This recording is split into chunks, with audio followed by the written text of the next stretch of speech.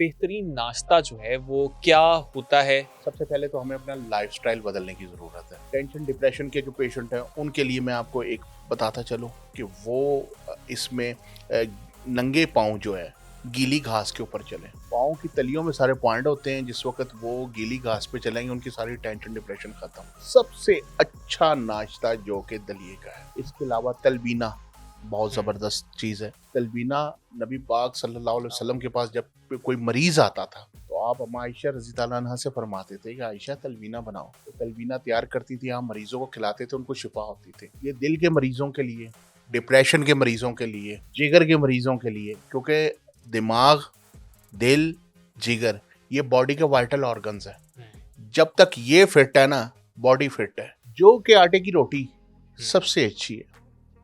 ये गंदम की रोटी खानी छोड़ दें। जब डाइजेस्टिव सिस्टम आपका ठीक होगा, सारे मामला ठीक होंगे। मैदा बॉडी का सेंट्रल ऑर्गन होता है। हकीम साहब मुझे बताएं कि बेहतरीन नाश्ता जो है वो क्या होता है? हमें अपना दिन का आगाज जो है वो किस चीज से करना चाहिए? सबसे पहले तो हमें अपना लाइफस्टाइल बदलने की ज़रूरत है। ठीक है, अल्लाह ताला ने जो दिन है ना वो काम के लिए बनाया, रात आराम के लिए बनाई है। बिल्कुल ठीक ऐसा ही है, है। रूटीन ये होनी चाहिए कि आप सुबह फजर के वक्त उठें, नमाज पढ़ें और नमाज के बाद फारिग होके आप मॉर्निंग वॉक के ऊपर जाएं। आपको वहाँ से पॉजिटिव एनर्जी मिलेगी। वॉक करें, एक्सरसाइज करें।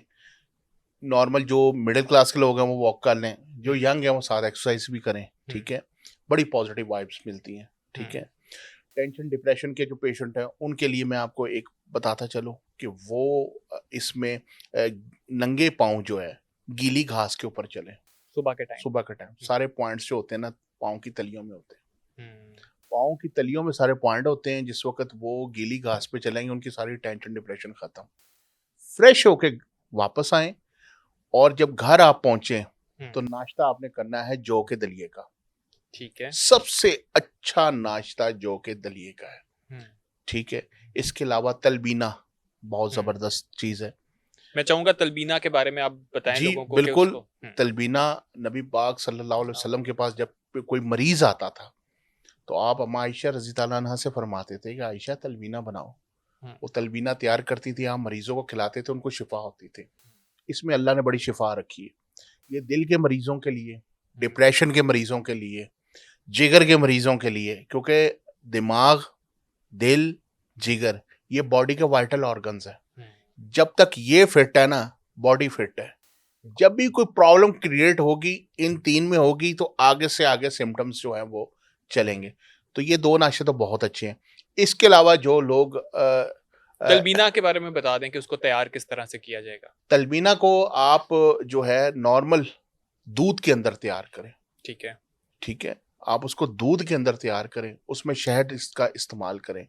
उसमें आप चाहें तो उसमें आप खजूरें भी डाल सकते हैं। ठीक है, उसको पकाएं अच्छी तरह से, वो एक खीर टाइप की बन जाएगी। खीर की तरह की बन जाएगी। आप उसको जो है वो इस्तेमाल करें। डेली अगर खा सकते हैं तो बहुत अच्छी बात है। डेली ज़रा टेस्ट जो होता है वो चेंज भी करने की ज़रूरत होती है। लोग तो एक नाश्ता एक नाश्ता करके तंग उकता भी आ आ जाते जाते हैं, हैं। अगले दिन जौ का दलिया खा लें। जौ के आटे की रोटी सबसे अच्छी है। ये गंदम की रोटी खानी छोड़ दें। ठीक है, अगर कोई शख्स बीमार नहीं भी है, वरना नॉर्मली कहते हैं कि शुगर के पेशेंट जो हैं वो जौ की रोटी खाएं, और वो अगर किसी घर में कोई ऐसा मसला नहीं भी है तब भी वो गंदम की रोटी छोड़ दें। जैसे आजकल के नौजवान हैं वो अगर गंदम की रोटी खाना चाहते तो सुर्ख आटे की खाएं। सफेद रिफाइन ना किया हो सारा। सफेद आटे की नहीं खानी।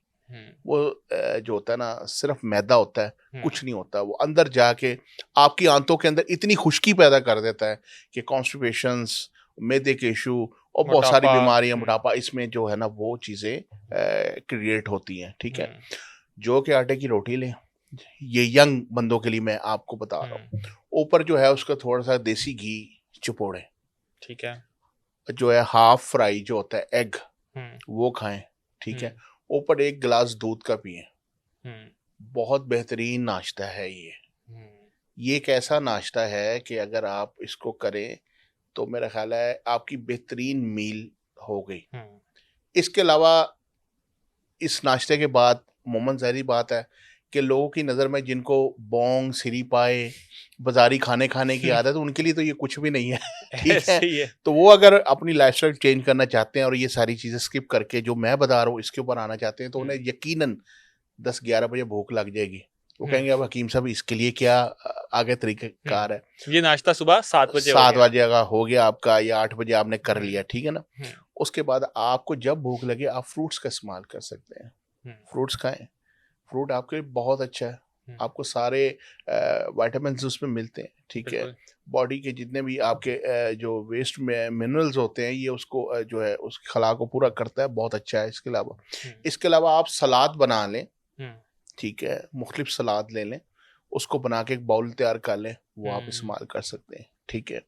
फिर दोपहर का जो आपने खाना है वो मुख्तसर सा आप इसको खाएं, एक रोटी और साथ में आप कोई भी रोज़मर्रा की सालन हो वो खाएं, ठीक है। और शाम को मुख्तसर सा, कहते हैं सुबह का जो नाश्ता होता है ना वो शिफा है, ठीक है।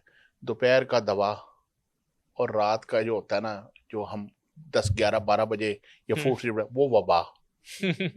ठीक है ना, बिल्कुल ऐसे ही है। तो इसमें और आजकल वबाई फैली हुई है, ठीक है ना। तो वो चीज़ जो होती है ना, यही हमें इस चीज़ में होना चाहिए कि नाश्ता हमारा अच्छा होना चाहिए। नाश्ता जितना हमारा फिट होगा हम उतने ही फिट होंगे। और नाश्ता हमारा ये, और काइंडली ये बेकरी की आइटम्स लोग उठते हैं, चाय पापे, उसके अलावा वो जनाब डबरोटी, और इसके अलावा ये चीज़ें तो बिल्कुल अपनी ज़िंदगी से जो है ना बेकरी को तो निकाल दें, ठीक है। आप अपनी बॉडी में कार्बोहाइड्रेट का ज़्यादा इनटेक बंद कर दें, ठीक है। वो चीज़ें इस्तेमाल करें जिससे बॉडी को एनर्जी मिले।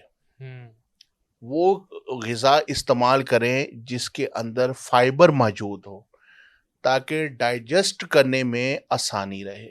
जब डाइजेस्टिव सिस्टम आपका ठीक होगा सारे मामला ठीक होंगे। मैदा बॉडी का सेंट्रल ऑर्गन होता है, और मैदा तंदुरुस्त है तो बॉडी तंदुरुस्त है, और मैदा अगर डिस्टर्ब हो गया ना तो बॉडी बीमार है।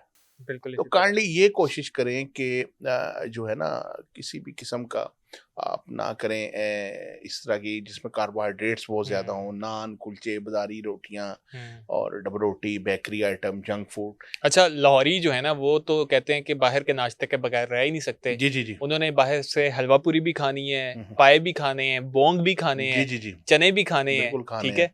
और वो साथ कुलचे गरम गरम लाल करके ऊपर तिल ना लगे हो खाने हैं, ठीक है। और खाने के बाद उसके बाद PIC में भी जाना है। ठीक है ना, पे कहते हैं चंगा पलासी से जनाब में हार्ट अटैक हो गया, ठीक है ना। और देखें मैं आपको इसमें एक चीज डिफाइन करता फिर कि जो भी खाना है ना, बोंग भी खानी है ना तो घर बना के खा लें, पाए खाने घर बना के खा लें, पाए बहुत अच्छे हैं, मैं मना नहीं करता। जो जायका लोगों को बाहर आता है ना वो घर में आता नहीं है। वो तो फिर अपनी फितरत है ना, वो एक टेस्ट है। देखिए एक माशरे का माइंडसेट बन चुका है, ठीक है। एक वक्त था कि जब हम नौजवान थे तो हमारी भी दोस्तों में गैदरिंग होती थी, हम भी बाजार का खाना खाते थे। वो ये नहीं है कि नहीं खाते थे, लेकिन ये नहीं कि हर दूसरे दिन जा रहे हैं। कभी महीने 2 महीने में, सर महीने 2 महीने में कभी एक दफा हो गया इत्तेफाक, ऐसे नहीं, ठीक है। क्योंकि घरों में खाना जिसके अच्छा पकता हो ना वो बाजार के खाने की तरफ कम ही जाता है। ये भी बड़ा डिपेंड करता है। तो जो बनाना है घर में बना के खाएं। पाए जो है, आपने पाए का जिक्र किया है, छोटे पाए बहुत जबरदस्त है, बड़ी एनर्जी है उसमें, दर्दों के लिए बहुत अच्छे हैं। किसी को पेन होती हो घुटनों में, जोड़ों में, इसके अलावा वो यूरिक एसिड ना हो उसको, वैसे जैसे आम असाबी दर्दें जो होती हैं उसके लिए पाए बहुत अच्छे हैं। उसका शोरबा बनाए, इस्तेमाल करें। लेकिन रोटी के अंदर उसको शोरबे को डबो के इस्तेमाल करें। ये नहीं करे साथ 4 नान भी रखे हुए हों, साथ बोतल भी हो, लस्सी भी हो, वो नहीं। वो तो आपने मकसद ही उसका खत्म कर दिया, वो काम नहीं करना। वो आपने अपनी सेहत के साथ खुद ही मजाक किया। वो तो मजाक की है ना, वो तो इससे तो ना करना ज्यादा बेहतर था।